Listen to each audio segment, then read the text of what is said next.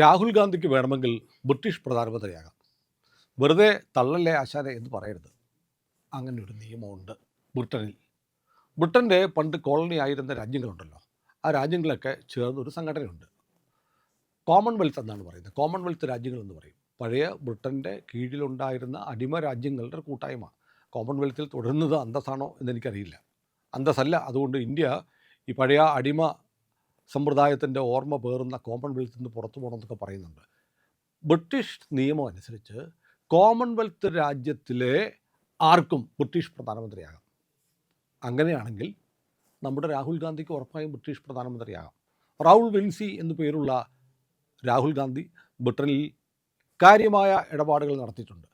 ഈ കോമൺവെൽത്ത് രാജ്യങ്ങളിലെ പൗരന്മാർക്ക് ബ്രിട്ടീഷ് പ്രധാനമന്ത്രിയാകാം എന്ന് പറയുന്നതിന് രണ്ട് കാര്യങ്ങൾ ബ്രിട്ടൻ പറയുന്നുണ്ട്. ഒന്ന്, ബ്രിട്ടനിൽ ജീവിക്കാൻ നിയമപരമായ അവകാശം ഉണ്ടാകണം എന്ന് പറഞ്ഞാൽ, ലളിതമായി പറഞ്ഞാൽ ബ്രിട്ടീഷ് പൗരത്വം ഉണ്ടായിരിക്കണം.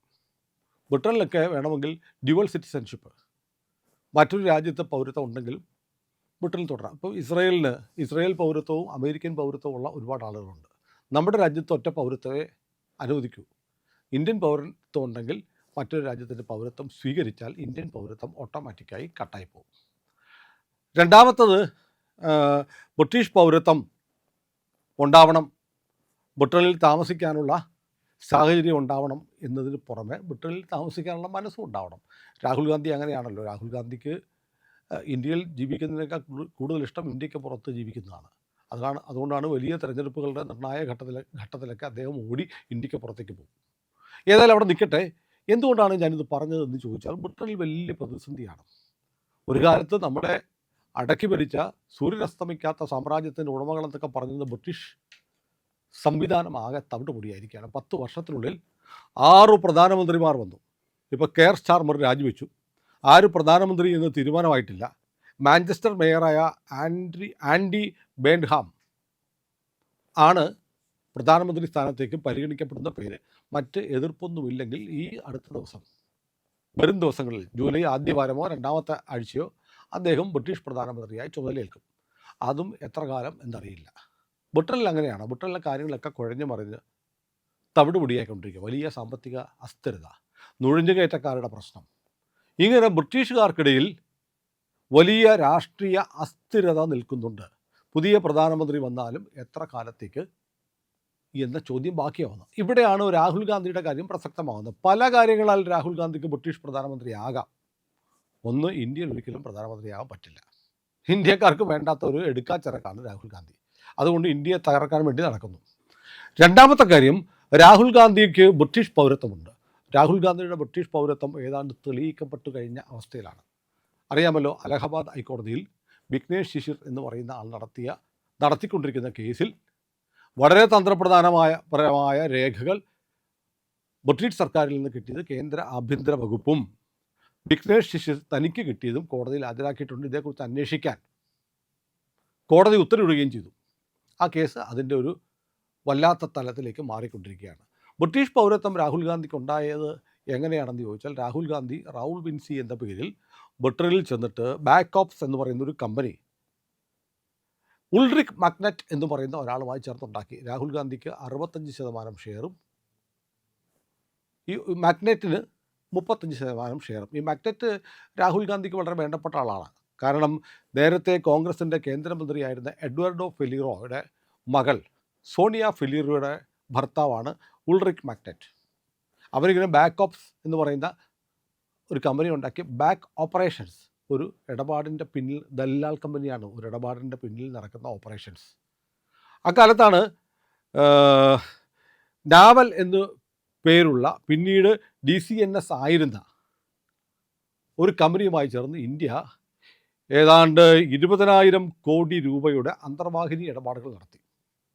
ഈ അന്തർവാഹിനി ഇടപാടിൻ്റെ ഇടനിലക്കാരനായി പ്രവർത്തിച്ചത് ഈ ബാക്ക് ഓപ്സിൽ രാഹുൽ ഗാന്ധിയുടെ പങ്കാളിയായ 35% ഷെയറുള്ള ഉൾറിക് മക്നെറ്റ് ആയിരുന്നു. അതിന് 700 കോടി രൂപ കമ്മീഷനായി കിട്ടിയിട്ടുണ്ട്. അതിപ്പോൾ കമ്മീഷൻ കിട്ടുമ്പോൾ കമ്പനിയുടെ ഷെയർ 65-35 ആണെങ്കിൽ ഈ കമ്മീഷൻ തുകയുടെ 65% ആർക്ക് പോയി, 35% ആർക്ക് പോയി എന്ന് ഊഹിക്കാവുന്നതേ ഉള്ളൂ. ഇതിനു വേണ്ടിയിട്ടുണ്ടാക്കിയ കമ്പനിയാണ് ബാക്ക് ഓപ്സ്. ആ കമ്പനിയിൽ റൗൾ വിൻസി എന്ന രാഹുൽ ഗാന്ധി തൻ്റെ പൗരത്വം ബ്രിട്ടീഷ് പൗരത്വം എന്നാണ് കാണിച്ചിരുന്നത്. ബ്രിട്ടീഷ് സർക്കാർ അംഗീകരിക്കുന്നുമുണ്ട്. അത് അംഗീകരിക്കുന്ന രേഖകളാണ് അലഹബാദ് ഹൈക്കോടതിയിൽ ലക്നൗ ബെഞ്ചിന് കൈമാറിയിരിക്കുന്നത്. അപ്പോൾ ഞാൻ ആദ്യം പറഞ്ഞ പോലെ ബ്രിട്ടനിൽ താമസിക്കാൻ നിയമപരമായി രാഹുൽ ഗാന്ധിക്ക് അവകാശമുണ്ട്. കോമൺവെൽത്ത് രാജ്യങ്ങളിലെ പൗരന്മാർക്ക് ആകാം. ബ്രിട്ടനിൽ താമസിക്കാൻ നിയമപരമായ അവകാശം ഉണ്ടാകുന്ന അവിടുത്തെ പൗരത്വം ഉള്ളതുകൊണ്ടാണ്. അപ്പോൾ അവിടുത്തെ പ്രശ്നം എന്ന് പറയുന്നത് ബ്രിട്ടീഷ് പൗരത്വം ഉള്ളപ്പോൾ ഇന്ത്യൻ പൗരത്വം ഓട്ടോമാറ്റിക്കലി ക്യാൻസലായി പോകും.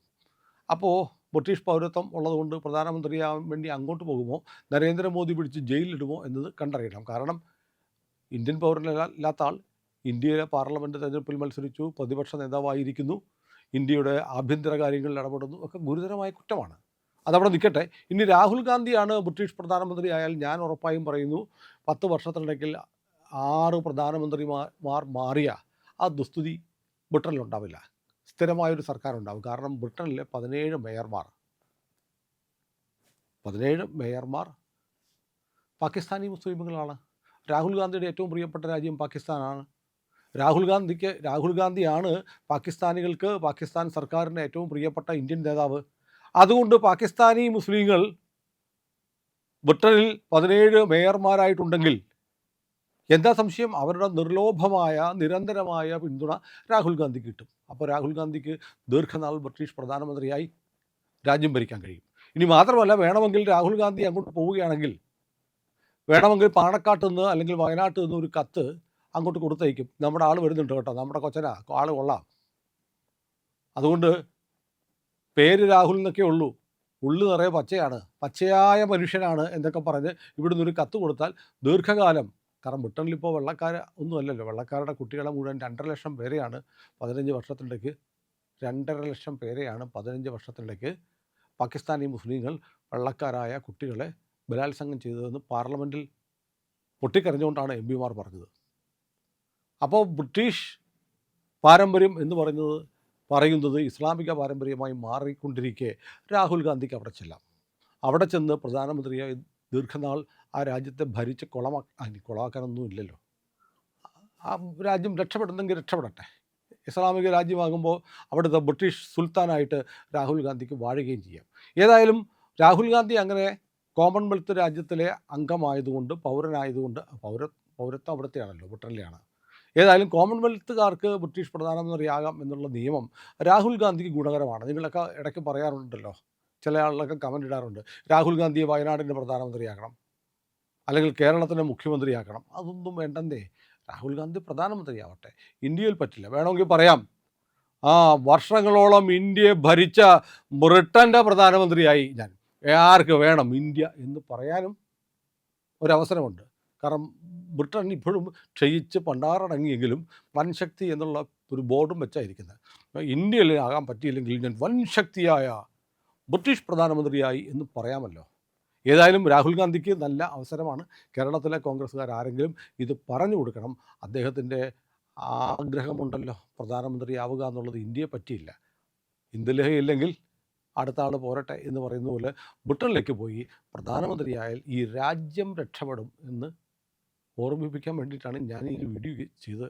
ഒരു സത്യമൊന്നുമല്ല, ഇതിനകത്തൊരു ഫാക്റ്റുണ്ട്, വസ്തുതയുണ്ട്, കുറച്ച് കാര്യങ്ങളും പറഞ്ഞിട്ടുണ്ട്. ഏതായാലും ഈ വീഡിയോ നിങ്ങൾക്ക് ഇഷ്ടപ്പെട്ടെങ്കിൽ വീഡിയോ ലൈക്ക് ചെയ്യുക, ഷെയർ ചെയ്യുക, നമ്മുടെ ചാനൽ സബ്സ്ക്രൈബ് ചെയ്യാൻ മറക്കാതിരിക്കുക.